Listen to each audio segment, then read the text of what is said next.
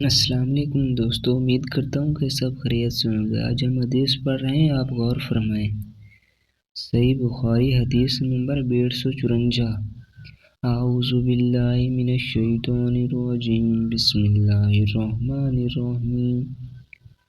نبی کریم صلی اللہ علیہ وسلم ایک گدھے پر سوار ہوئے جس پر پلان بندھا ہوا تھا اور نیچے فدق کی بنی ہوئی ایک مخملی چادر بچھی ہوئی تھی۔ نبی کریم صلی اللہ علیہ وسلم نے سواری پر اپنے پیچھے اسماء بن زید رضی اللہ عنہما کو بیٹھایا تھا۔ آپ بنی حارث بن خزرج میں سعد بن عبیدہ رضی اللہ عنہ کی عیادت کے لیے تشریف لے جا رہے تھے۔ یہ جنگ بدر سے پہلے کا واقعہ ہے۔ نبی کریم صلی اللہ علیہ وسلم ایک مجلس پر سے گزرے جس میں مسلمان، بت پرست، مشرک اور یہودی سب ہی شریک تھے۔ عبداللہ بن ابی ابن سلول بھی ان میں تھا۔ مجلس میں عبداللہ بن رواحہ بھی موجود تھے۔ جب مجلس پر سواری کا گرد پڑا تو عبداللہ نے اپنی چادر سے اپنی ناک چھپا لی اور کہا کہ ہمارے اوپر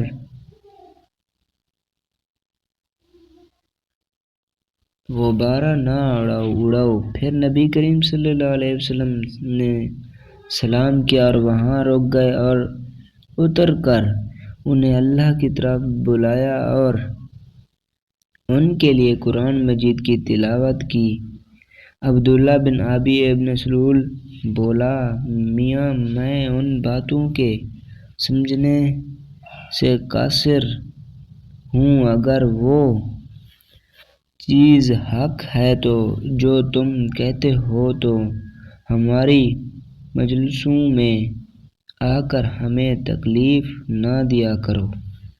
اس پر ابن رواحہ نے کہا، یا رسول اللہ، آپ ہماری مجلسوں میں تشریف لایا کریں کیونکہ ہم اسے پسند کرتے ہیں۔ پھر مسلمانوں، مشرکوں اور یہودیوں میں اس بات پر تو میں ہونے لگی اور قریب تھا کہ وہ کوئی ارادہ کر بیٹھیں اور ایک دوسرے پر حملہ کر دیں، لیکن نبی کریم صلی اللہ علیہ وسلم انہیں بار بار خاموش کرتے رہے، اور جب وہ خاموش ہو گئے تو نبی کریم صلی اللہ علیہ وسلم اپنی سواری پر بیٹھ کر سعد بن عبیدہ رضی اللہ عنہ کے یہاں گئے۔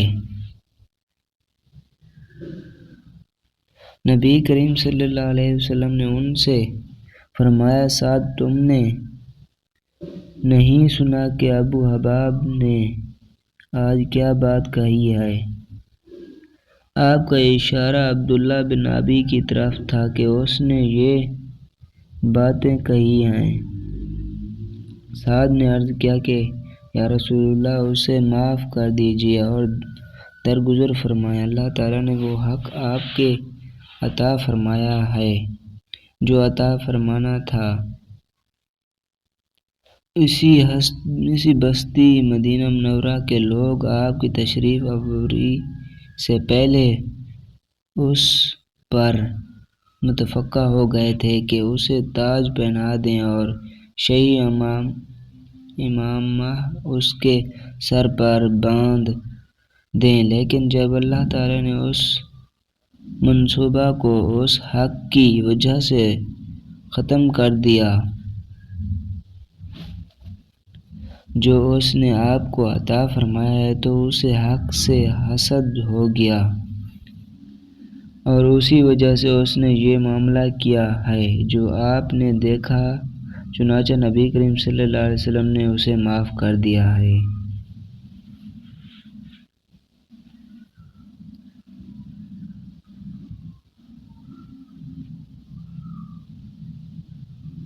پیارے دوستوں، مزید اس طرح کی ویڈیو دیکھنے کے لیے ہمارے چینل کو سبسکرائب کریں، شکریہ۔